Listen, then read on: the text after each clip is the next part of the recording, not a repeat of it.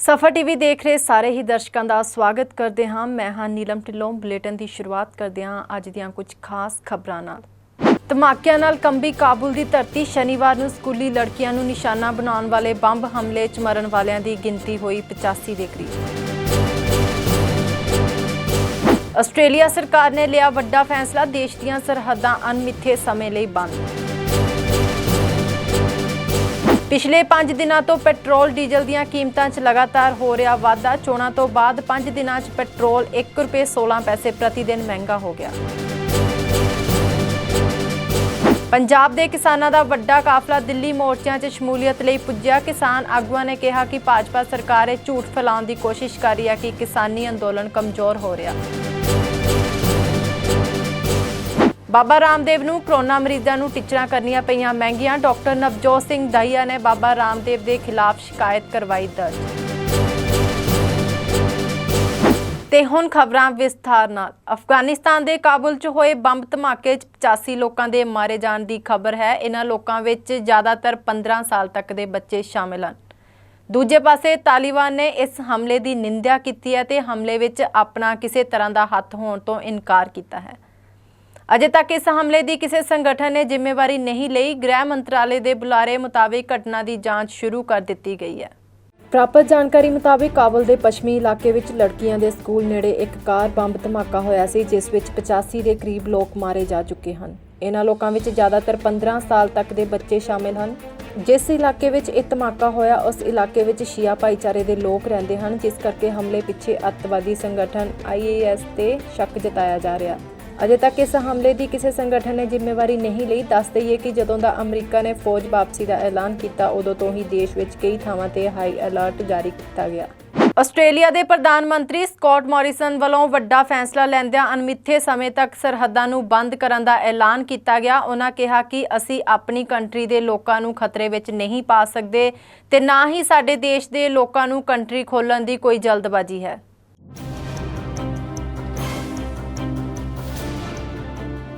Corona ਮਹਾਮਾਰੀ ਦੇ ਚਲਦਿਆਂ ਆਸਟ੍ਰੇਲੀਆ ਦੇ ਪ੍ਰਧਾਨ ਮੰਤਰੀ ਸਕਾਟ ਮੋਰਿਸਨ ਨੇ ਸਰਹੱਦਾਂ ਨੂੰ ਅਣਮਿੱਥੇ ਸਮੇਂ ਲਈ ਬੰਦ ਕਰਨ ਦਾ ਫੈਸਲਾ ਲਿਆ ਹੈ।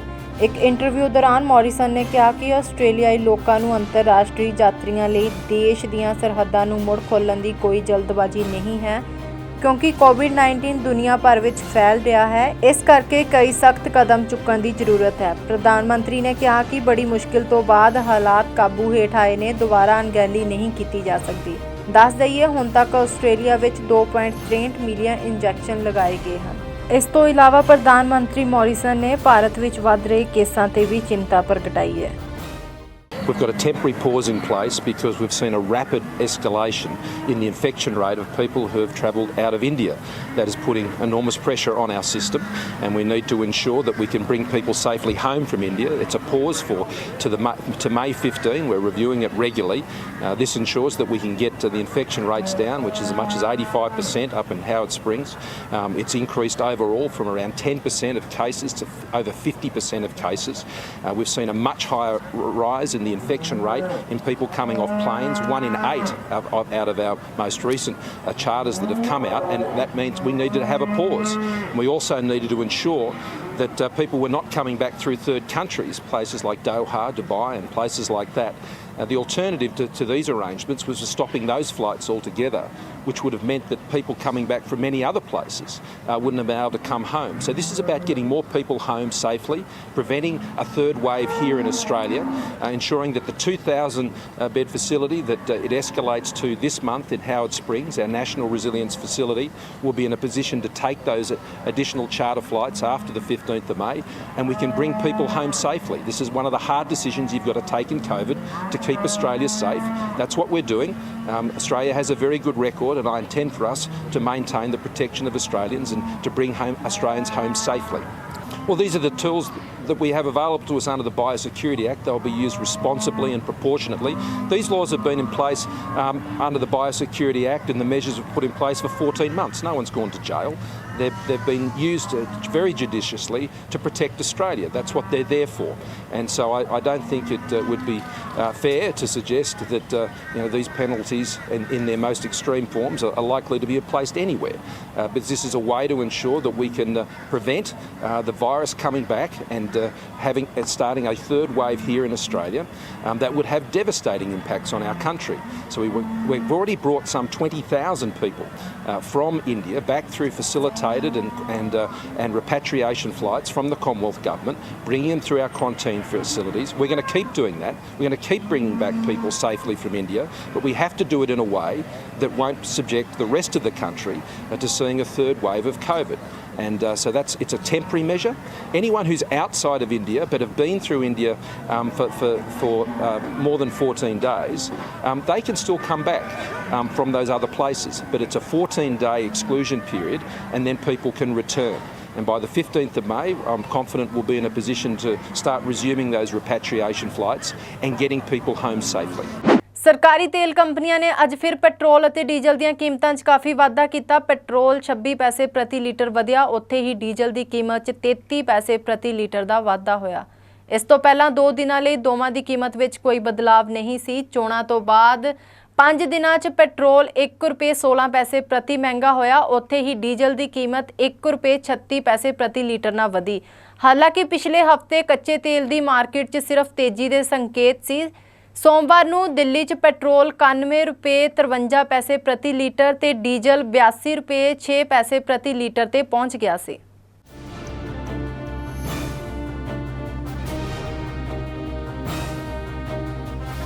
ਸਰਕਾਰੀ ਤੇਲ ਕੰਪਨੀਆਂ ਨੇ ਅੱਜ ਫਿਰ ਪੈਟਰੋਲ ਅਤੇ ਡੀਜ਼ਲ ਦੀਆਂ ਕੀਮਤਾਂ 'ਚ ਕਾਫੀ ਵਾਧਾ ਕੀਤਾ। ਪੈਟਰੋਲ 26 ਪੈਸੇ ਪ੍ਰਤੀ ਲੀਟਰ ਵਧਿਆ, ਉੱਥੇ ਹੀ ਡੀਜ਼ਲ ਦੀ ਕੀਮਤ 'ਚ 33 ਪੈਸੇ ਪ੍ਰਤੀ ਲੀਟਰ ਦਾ ਵਾਧਾ ਹੋਇਆ। ਇਸ ਤੋਂ ਪਹਿਲਾਂ 2 ਦਿਨਾਂ ਲਈ ਦੋਵਾਂ ਦੀ ਕੀਮਤ ਵਿੱਚ ਕੋਈ ਬਦਲਾਵ ਨਹੀਂ ਹੋਇਆ ਸੀ। ਪਿਛਲੇ 2 ਮਹੀਨਿਆਂ ਤੋਂ ਦੇਸ਼ ਦੇ ਕਈ ਰਾਜਾਂ ਵਿੱਚ ਵਿਧਾਨ ਸਭਾ ਚੋਣਾਂ ਦੀ ਪ੍ਰਕਿਰਿਆ ਚੱਲ ਰਹੀ ਸੀ। ਇਸ ਲਈ ਪਿਛਲੇ ਮਹੀਨੇ ਕੱਚਾ ਤੇਲ ਮਹਿੰਗਾ ਹੋਣ ਤੋਂ ਬਾਅਦ ਵੀ ਪੈਟਰੋਲ ਡੀਜ਼ਲ ਦੀ ਕੀਮਤ ਵਿੱਚ ਕੋਈ ਵਾਧਾ ਨਹੀਂ ਹੋਇਆ ਹੈ। ਹਾਲਾਂਕਿ ਕੱਚਾ ਤੇਲ ਸਸਤਾ ਹੋਣ ਤੋਂ ਬਾਅਦ ਪੈਟਰੋਲ ਅਤੇ ਡੀਜ਼ਲ ਦੀਆਂ ਕੀਮਤਾਂ 4 ਕਿਸ਼ਤਾਂ 'ਚ ਘਟਾ ਦਿੱਤੀਆਂ ਗਈਆਂ ਸੀ। ਇਸ ਨਾਲ ਪੈਟਰੋਲ 77 ਪੈਸੇ ਪ੍ਰਤੀ ਲੀਟਰ ਸਸਤਾ ਹੋ ਗਿਆ। ਹੁਣ ਇਸ ਦੀਆਂ ਕੀਮਤਾਂ ਵਧਣੀਆਂ ਸ਼ੁਰੂ ਹੋ ਗਈਆਂ ਹਨ। ਚੋਣਾਂ ਤੋਂ ਬਾਅਦ 5 ਦਿਨਾਂ 'ਚ ਪੈਟਰੋਲ 1 ਰੁਪਏ 16 ਪੈਸੇ ਪ੍ਰਤੀ ਦਿਨ ਮਹਿੰਗਾ ਹੋ ਗਿਆ, ਉੱਥੇ ਹੀ ਡੀਜ਼ਲ ਦੀ ਕੀਮਤ 1 ਰੁਪਿਆ 36 ਪੈਸੇ ਪ੍ਰਤੀ ਲੀਟਰ ਵੱਧ ਗਈ ਹੈ। ਹਾਲਾਂਕਿ ਪਿਛਲੇ ਹਫ਼ਤੇ ਕੱਚੇ ਤੇਲ ਦੀ ਮਾਰਕੀਟ 'ਚ ਸਿਰਫ ਤੇਜ਼ੀ ਦੇ ਸੰਕੇਤ ਸੀ। ਸੋਮਵਾਰ ਨੂੰ ਦਿੱਲੀ 'ਚ ਪੈਟਰੋਲ 91 ਰੁਪਏ 53 ਪੈਸੇ ਪ੍ਰਤੀ ਲੀਟਰ ਤੇ ਡੀਜ਼ਲ 82 ਰੁਪਏ 6 ਪੈਸੇ ਪ੍ਰਤੀ ਲੀਟਰ ਤੇ ਪਹੁੰਚ ਗਿਆ। ਇਲੈਕਸ਼ਨਾਂ ਦੇ ਵਿੱਚ ਪਹਿਲਾਂ ਤਾਂ ਮੋਦੀ ਨੇ ਡੀਜ਼ਲ ਵਧਾਇਆ ਨਹੀਂ ਜੀ। ਜਦੋਂ ਵੀ ਇਲੈਕਸ਼ਨਾਂ ਹੁੰਦੀਆਂ ਉਸ ਤੋਂ 4-5 ਦਿਨ ਬਾਅਦ ਵਿੱਚ ਇਹਨਾਂ ਨੇ ਡੀਜ਼ਲ ਪੈਟਰੋਲ ਵਧਾਉਣਾ ਸ਼ੁਰੂ ਕਰ ਦਿੰਦੇ ਆ। ਮੰਨ ਲਓ ਇਹਦੇ ਵਿੱਚ ਜਨਤਾ ਦਾ ਬਹੁਤ ਜ਼ਿਆਦਾ ਨੁਕਸਾਨ ਹੋ ਰਿਹਾ ਜੀ। ਉਦੋਂ ਜਦੋਂ ਪਹਿਲਾਂ ਇਲੈਕਸ਼ਨ 14 ਵਿੱਚ ਜਿੱਤਿਆ ਸੀ ਉਦੋਂ ਇਹਨੇ 45 ਰੁਪਏ ਤੱਕ ਡੀਜ਼ਲ ਸੀਗਾ ਜੀ। ਹੁਣ ਇਸ ਵੇਲੇ 85 ਤੇ ਪਹੁੰਚ ਚੱਲਿਆ ਜੀ। ਅਤੇ ਤੁਸੀਂ ਇਹ ਦੇਖੋ ਹੁਣ 40 ਰੁਪਏ ਹੀ ਵੱਧ ਚੱਲਿਆ। ਉਦੋਂ ਵੀ ਇਹੀ ਮੋਦੀ ਸੀ, ਹੁਣ ਵੀ ਉਹੀ ਮੋਦੀ ਸਾਹਿਬ ਆ। ਅਤੇ ਮੋਦੀ ਸਾਹਿਬ ਇਕੱਲੇ ਬਾਨੀ ਨੂੰ ਹੀ ਇਹ ਡੀਜ਼ਲ ਪੈਟਰੋਲ ਦੇ ਰਿਹਾ ਵੱਧ ਤੋਂ ਵੱਧ, ਵੀ ਇਹਨਾਂ ਨੂੰ ਬਾਨੀ ਦਾ ਹੀ ਫਾਇਦਾ ਹੋ ਜਾਏ। ਪੂਰੀ ਦੁਨੀਆ ਦੇ ਵਿੱਚ ਬਾਨੀ 1 ਨੰਬਰ 'ਤੇ ਰਹੇ ਜੀ। ਜਨਤਾ ਤਾਂ ਬਿਲਕੁਲ ਨਹੀਂ ਸੋਚ ਰਹੇ ਜੀ। ਜਨਤਾ ਦਾ ਬਹੁਤ ਨੁਕਸਾਨ ਹੋ ਰਿਹਾ। ਜਿਹਨੇ ਡੇਲੀ ਬੇਸ 'ਤੇ ਕੰਮ ਕਰਨ ਜਾਣਾ, ਪੈਟਰੋਲ ਪਵਾਉਣਾ, ਪੈਟਰੋਲ ਵਾਲਿਆਂ ਨੂੰ ਡੀਜ਼ਲ ਵਾਲਿਆਂ ਨੂੰ ਜਿਹਨੇ ਜਾਣਾ, ਬਹੁਤ ਜ਼ਿਆਦਾ ਇਸ ਵੇਲੇ ਮਹਿੰਗਾਈ ਦੀ ਮਾਰ ਆ। ਉਧਰੋਂ ਕਰੋਨਾ ਦੀ ਮਾਰ ਹੋਈ ਪਈ ਆ ਜੀ। ਜਨਤਾ ਦਾ ਇਹਦੇ ਵਿੱਚ ਬਹੁਤ ਮੰਦਾ ਹਾਲ ਹੋਇਆ ਪਿਆ। ਅਸੀਂ ਤਾਂ ਮੋਦੀ ਸਾਹਿਬ ਨੂੰ ਅਪੀਲ ਕਰਦੇ ਹਾਂ ਵੀ ਡੀਜ਼ਲ ਪੈਟਰੋਲ 'ਤੇ ਜਿਹੜਾ ਵੈਟ ਵੂਟ ਆ ਪੰਜਾਬ ਸਰਕਾਰ ਨੂੰ ਕਹਿੰਦੇ ਵੀ ਘੱਟ ਕੀਤਾ ਜਾਵੇ ਕਿ ਨਹੀਂ, ਤਾਂ ਕਿ ਜਨਤਾ ਦਾ ਥੋੜ੍ਹਾ ਜਿਹਾ ਜਿਹੜਾ ਵਾ ਸਾਹ ਸੌਖਾ ਆ ਜਾਵੇ। ਜਨਤਾ ਇਸ ਵੇਲੇ ਬਹੁਤ ਔਖੀ ਹੈ ਜੀ। ਅਸੀਂ ਸਰਕਾਰ ਨੂੰ ਇਹ ਅਪੀਲ ਕਰਦੇ ਹਾਂ ਮਹਾਰਾਜ ਪਿੱਛੋਂ ਜਿਹੜਾ ਕਰੋਨਾ ਦੇ ਵਿੱਚ ਲੋਕ ਇੰਨੇ ਹੁਣ ਫਿਰਦੇ ਵੀ ਨਹੀਂ, ਡੀਜ਼ਲ ਪੈਟਰੋਲ ਸਸਤਾ ਵਾ, ਉਹਨੂੰ ਪਿੱਛੋਂ ਜਿਹੜੇ ਕੱਚੇ ਤੇਲ ਦੇ ਰੇਟ ਦੇ ਹਿਸਾਬ ਨਾਲ ਇਹਨੂੰ ਕੀਤਾ ਜਾਵੇ। ਕੱਚੇ ਤੇਲ ਦਾ ਰੇਟ ਬਹੁਤ ਘੱਟ ਹੈ ਜੀ। ਅਤੇ ਹੁਣ ਇੱਥੇ ਜਿਹੜਾ ਵਾ ਡੀਜ਼ਲ ਤੁਸੀਂ ਸਮਝੋ ਹੁਣ 85 ਰੁਪਏ ਹੋ ਗਿਆ ਜੀ। 85 ਰੁਪਏ ਦੇ ਹਿਸਾਬ ਨਾਲ ਦੇਖੋ ਤੁਸੀਂ, ਅਸੀਂ ਇਹੀ ਬੇਨਤੀ ਕਰਦੇ ਹਾਂ ਵੀ ਇੰਨਾ ਮਹਿੰਗਾ ਜਿਹੜਾ ਡੀਜ਼ਲ ਬਹੁਤ ਜ਼ਿਆਦਾ ਨੁਕਸਾਨ ਹੋ ਰਿਹਾ ਜਨਤਾ ਦਾ ਜੀ। ਸਾਡੀ ਤਾਂ ਇਹੀ ਅਪੀਲ ਆ ਮੋਦੀ ਸਾਹਿਬ ਨੂੰ ਵੀ ਇਹਨੂੰ ਥੋੜ੍ਹਾ ਜਿਹਾ ਘੱਟ ਕੀਤਾ ਜਾਵੇ। ਇੱਕ ਘਰਾਣੇ ਨੂੰ ਛੱਡ ਕੇ ਬਾਨੀ ਨੂੰ ਹੀ, ਉਹ ਰੇਲਾਂ ਵੇਚੀ ਜਾਂਦਾ ਅਡਾਨੀ ਨੂੰ ਜੀ। ਅਡਾਨੀ ਤੇ ਪੈਟਰੋਲ ਡੀਜ਼ਲ ਵੇਚੀ ਜਾਂਦਾ ਹੈ ਬਾਨੀ ਸਾਹਿਬ ਨੂੰ। ਮੰਨ ਲਓ ਇੱਕੋ ਪਰਿਵਾਰ ਦੇ ਨਾਲ ਹੀ ਦੋਵਾਂ ਦੇ ਨਾਲ ਰਲਿਆ ਪੂਰੀ ਗੁਜਰਾਤ ਦੇ ਨਾਲ, ਹੋਰ ਤਾਂ ਕੋਈ ਚੱਕਰ ਨਹੀਂ ਹੈਗਾ ਜੀ। ਦੁਨੀਆ ਦਾ ਨਹੀਂ ਇਹਨੂੰ ਦੇਖ ਰਿਹਾ ਕੋਈ ਵੀ ਦੁਨੀਆ ਕੀ ਚੀਜ਼ ਆ। ਦੁਨੀਆ ਦਾ ਵੀ ਸੋਚਣਾ ਚਾਹੀਦਾ। ਗਰੀਬ ਜਨਤਾ ਮਰ ਰਹੀ ਆ, ਜਨਤਾ ਨੂੰ ਰੋਟੀ ਖਾਣ ਦੇ ਲਾਲੇ ਪਏ ਆ, ਇਹਨਾਂ ਨੂੰ ਉੱਧਰ ਆਪਣੇ ਟੌਰ ਬਣਾਉਣ ਡੇ ਜੀ। ਇਲੈਕਸ਼ਨਾਂ 'ਚ ਤੇ ਸਾਡੇ ਆ ਸਾਰਾ ਕੁਛ। ਹਾਂਜੀ ਅਸੀਂ ਤਾਂ ਇਹ ਅਪੀਲ ਕਰਦੇ ਹਾਂ ਮੋਦੀ ਸਾਹਿਬ ਨੂੰ ਹੁਣ ਵੀ ਇਕੱਲੇ ਬਾਨੀ ਨੂੰ ਛੱਡ ਕੇ ਦੂਜੀ ਦੁਨੀਆ ਦਾ ਵੀ ਸੋਚੋ।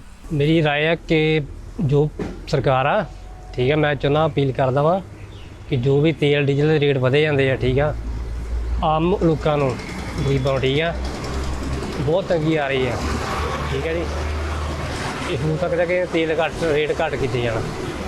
ਮੇਰੀ ਇਹ ਅਪੀਲ ਆ।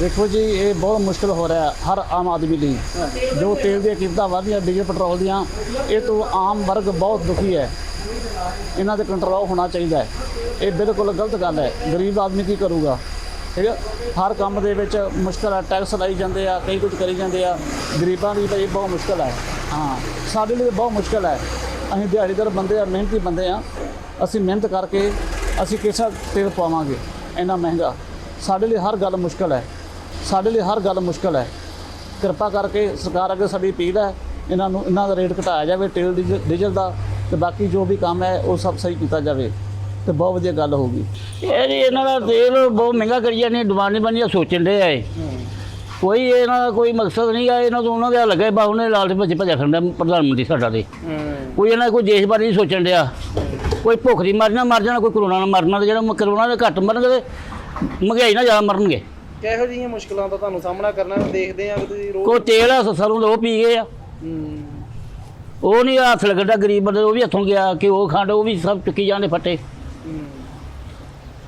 ਸਾਰ ਜਿਹੜਾ ਮਜ਼ਾ ਇਹ ਪੈਟਰੋਲ ਦੇ ਨਾ ਉਹ ਅੱਗ ਲੱਗੀ ਆ ਪੀਣ ਨੂੰ ਇਹ ਕਰਨਾ ਚਾਹੁੰਦੇ ਆ ਇਹ ਸਭ ਗਰੀਬਾਂ ਵੱਲ ਕੋਈ ਧਿਆਨ ਦੇਣ ਚੀਜ਼ਾਂ ਸਸਤੀਆਂ ਕੀਤੀਆਂ ਜਾਣ ਥੋੜ੍ਹੀਆਂ ਬਹੁਤੀਆਂ ਕਣਕ ਦੀ ਵਾਢੀ ਦਾ ਕੰਮ ਨਿਬੜਨ ਉਪਰੰਤ ਕਿਸਾਨਾਂ ਦੀ ਦਿੱਲੀ ਦੇ ਕਿਸਾਨ ਮੋਰਚਿਆਂ ਤੇ ਵਾਪਸੀ ਲਗਾਤਾਰ ਜਾਰੀ ਹੈ। ਪੰਜਾਬ ਦੇ ਕਈ ਜ਼ਿਲ੍ਹਿਆਂ ਦੇ ਕਿਸਾਨਾਂ ਦੇ ਵੱਡੇ ਕਾਫਲੇ ਦਿੱਲੀ ਤੇ ਸਿੰਘੂ ਬਾਰਡਰ ਟਿੱਕਰੀ ਬਾਰਡਰ ਤੇ ਸ਼ਮੂਲੀਅਤ ਲਈ ਪਹੁੰਚ ਗਏ ਹਨ। ਹਰਿਆਣਾ ਦੇ ਕਿਸਾਨਾਂ ਨੇ ਸ਼ੰਭੂ ਬਾਰਡਰ ਤੇ ਪੰਜਾਬ ਦੇ ਕਿਸਾਨਾਂ ਦਾ ਸਵਾਗਤ ਕੀਤਾ। ਉਹਨਾਂ ਕਿਹਾ ਕਿ ਪੰਜਾਬ ਤੋਂ ਆਉਣ ਵਾਲੇ ਵੱਡੇ ਜਥਿਆਂ ਤੋਂ ਇਹ ਸਪਸ਼ਟ ਹੈ ਕਿ ਕਿਸਾਨ ਜਥੇਬੰਦੀਆਂ ਆਪਣੀਆਂ ਮੰਗਾਂ ਮਨਵਾ ਕੇ ਹੀ ਅੰਦੋਲਨ ਨੂੰ ਖਤਮ ਕਰਨਗੀਆਂ।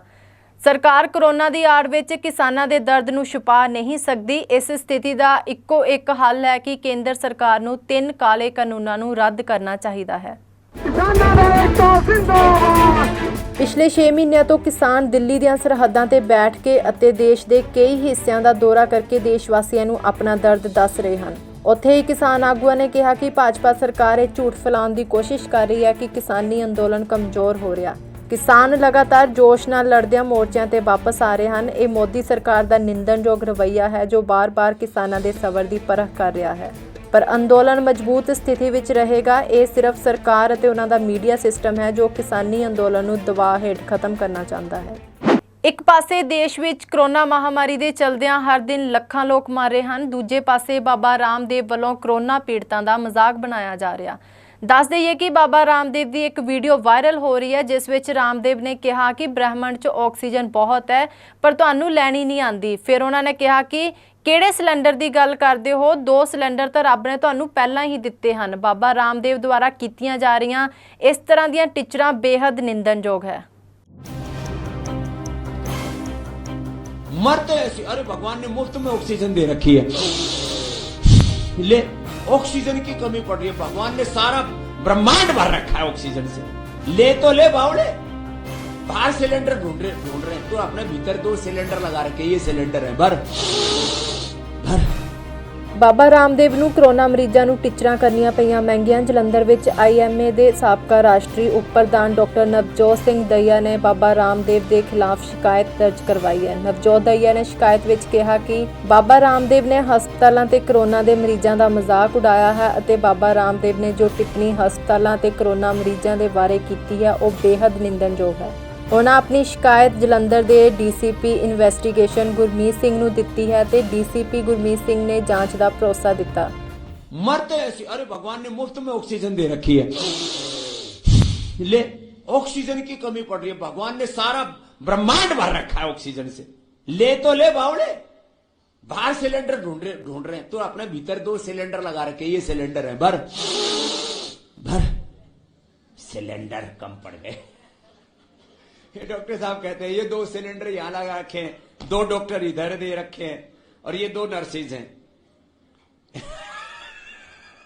ये इनसे काम लेते नहीं इनसे काम लेते नहीं इनसे काम लेते नहीं।